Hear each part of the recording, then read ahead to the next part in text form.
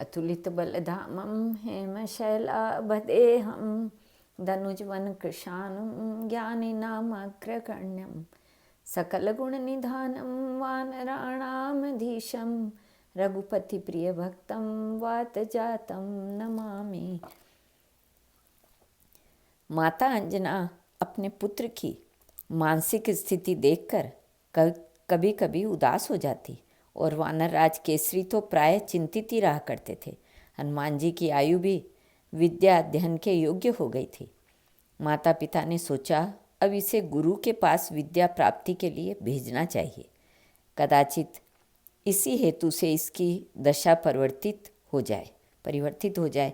यद्यपि वे अपने ज्ञान मूर्ति पुत्र की विद्या बुद्धि एवं बल पौरुष तथा ब्रह्मादि देवताओं द्वारा प्रदत्त अमोघ वरदान से भी पूर्णतया परिचित थे, किंतु वे यह भी जानते थे कि सामान्य जन महापुरुषों का अनुकरण करते हैं और समाज में अव्यवस्था उत्पन्न न हो जाए, इस प्रकार महापुरुष स्वतंत्र आचरण नहीं करते।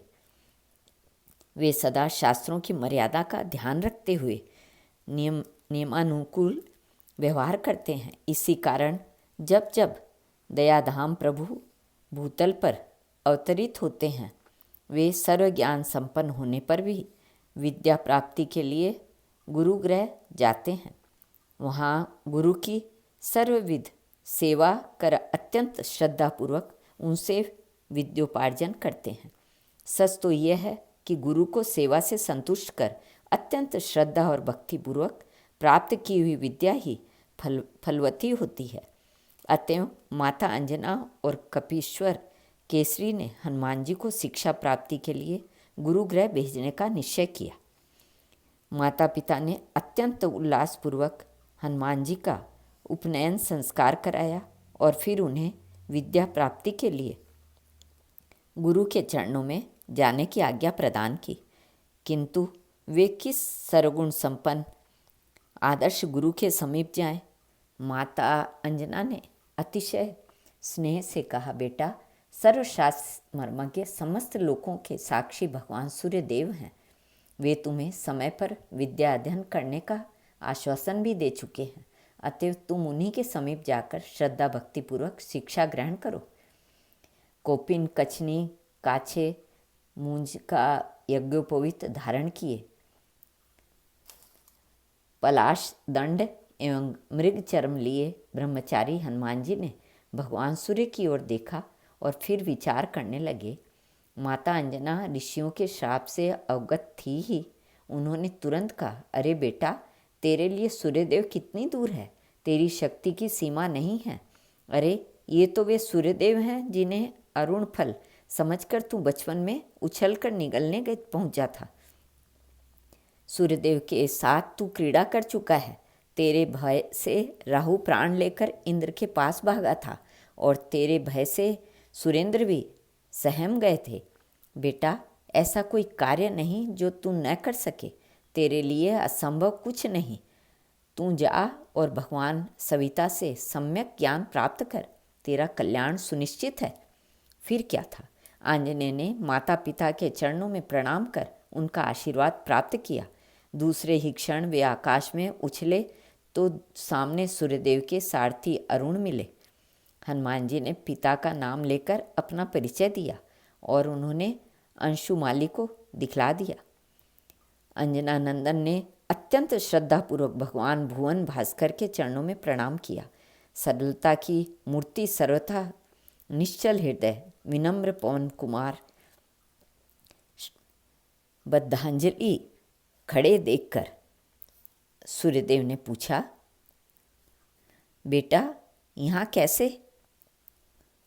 हनुमान जी ने अत्यंत नम्र वाणी से उत्तर दिया, प्रभु, मेरा यज्ञोपवीत संस्कार हो जाने पर माता ने मुझे आपके चरणों में विद्या अध्ययन करने के लिए भेजा है।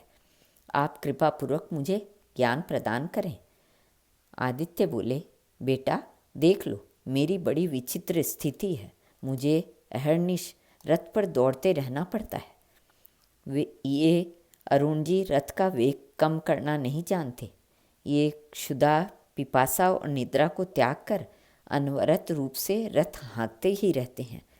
इस विषय में पितामह से कुछ कहने का अधिकार भी मुझे नहीं। रथ से उतरना भी मेरे लिए संभव नहीं। ऐसी दशा में मैं तुम्हें शास्त्र का अध्ययन कैसे कराऊं? तुम ही सोचकर कहो क्या किया जाए। तुम्हारे जैसे आदर्श बालक को शिष्य के रूप में स्वीकार करने में मुझे प्रसन्नता ही होगी। भगवान दिवाकर ने टालने का प्रयत्न किया, किंतु सीमारात्मज को इसमें किसी प्रकार की कठिनाई की कल्पना भी नहीं हुई। उन्होंने उसी विनम्रता से कहा, प्रभु, वेगपूर्वक रथ के चलने से मेरे अध्ययन में क्या बाधा पड़ेगी? हाँ, आपको किसी प्रकार की असुविधा नहीं होनी चाहिए। मैं आपके सम्मुख बैठ जाऊंगा और रथ के वेग के साथ ही आगे बढ़ता रहूँगा। मारुतात्मज भगवान तिमिरारी की और मुख करके उनके आगे आगे स्वाभाविक रूप में चल रहे थे। सूर्य नारायण को इतने में तनिक भी आश्चर्य नहीं हुआ। वे समीर कुमार की शक्ति से परिचित थे। वे यह भी अच्छी तरह जानते थे कि ये स्वयं ज्ञानी नामग्र गण्य है, किंतु शास्त्र की मर्यादा का पालन करने हेतु एवं मुझे यश प्रदान करने के लिए ही मुझसे विद्या प्राप्त करना चाहते हैं। बस सूर्यदेव देवादि शास्त्रों एवं समस्त विद्याओं के अंगोपांग एवं उनके रहस्य जितनी शीघ्रता से बोल सकते थे बोलते जाते थे। हनुमान जी शांत भाव से उन्हें सुनते जा रहे थे।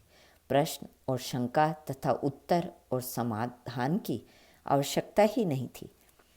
आदित्य नारायण ने हनुमान जी को 2 वर्ष या 2-4 मास में नहीं, कुछ ही दिनों में समस्त वेदादि शास्त्र, उपशास्त्र एवं विद्याएं सुना दी। हनुमान जी में तो स्वतः सारी विद्याएं निवास करती थी। सविधि विद्या अध्ययन हो गया, सब में पारंगत हो गए। वे अत्यंत भक्तिपूर्वक गुरु चरणों में साष्टांग दंडवत प्रणाम कर अंजनानंदन ने हाथ जोड़कर उनसे प्रार्थना की, प्रभु, गुरु दक्षिणा के रूप में आप अपना अभिष्ट व्यक्त करें। सर्वथा निष्काम सूर्यदेव ने उत्तर दिया, मुझे तो कुछ नहीं चाहिए, किंतु यदि तुम मेरे अंश से उत्पन्न कपिराज बाली के छोटे भाई सुग्रीव की रक्षा का वचन दे सको तो मुझे प्रसन्नता होगी। आज्ञा शिरोधार्य है। अनिलात्मज ने गुरु के सम्मुख प्रतिज्ञा की, मेरे रहते सुग्रीव का बाल भी बांका नहीं हो सकेगा। मैं प्रतिज्ञा करता हूँ, तुम्हारा सर्वविधि मंगल हो। भगवान सूर्यदेव ने आशीर्वाद दिया और केसरी किशोर गुरुदेव के चरणों में पुनः साष्टांग लेट गए। परम विद्वान पवन कुमार ने गंधमादन पर लौटकर अपने माता पिता के चरणों पर मस्तक रखा। माता पिता के हर्ष की सीमा न थी। उस दिन उनके यहाँ ऐसा अद्भुत उत्सव मनाया गया कि गंधमादन पर हर्ष और उल्लास के समारोह का इतना सुंदर और विशद आयोजन इसके पूर्व कभी किसी ने देखा ही नहीं था। संपूर्ण कपि समुदाय आनंद विभोर हो गया। सबने प्राण प्रिय अंजनानंदन को अपने अंतर हृदय का आशीर्वाद प्रदान किया। श्री कृष्ण अर्पणमस्तु।